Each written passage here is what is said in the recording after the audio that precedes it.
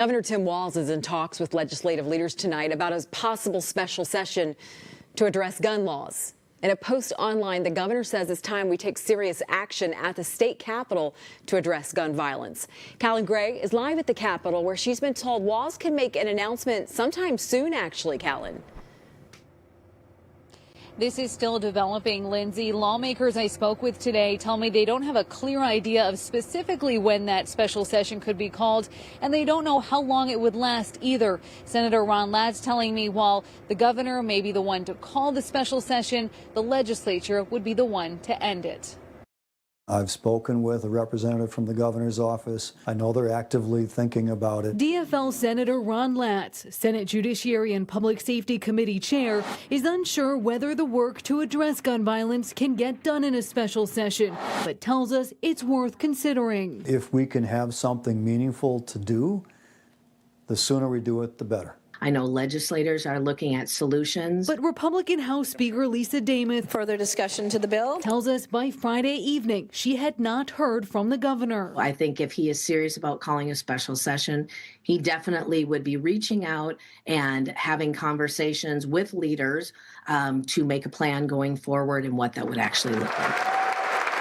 Pressure to pass new gun laws increasing this week after the mass shooting at Annunciation. No longer can any elected official say, we will not take care of the guns that are killing our kids. Would you support an assault weapons ban? We are definitely going to look at anything that comes across the board. I am not in a position right now to say this is what we would definitely do or wouldn't do.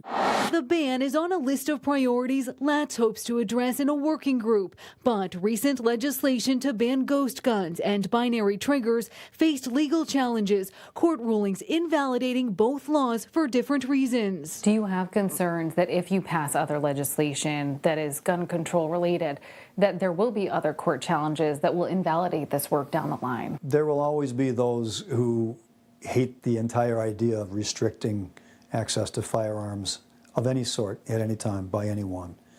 And they will bring legal challenges to try to invalidate what we do. That's the nature of our society. We will do what we think is best to save lives.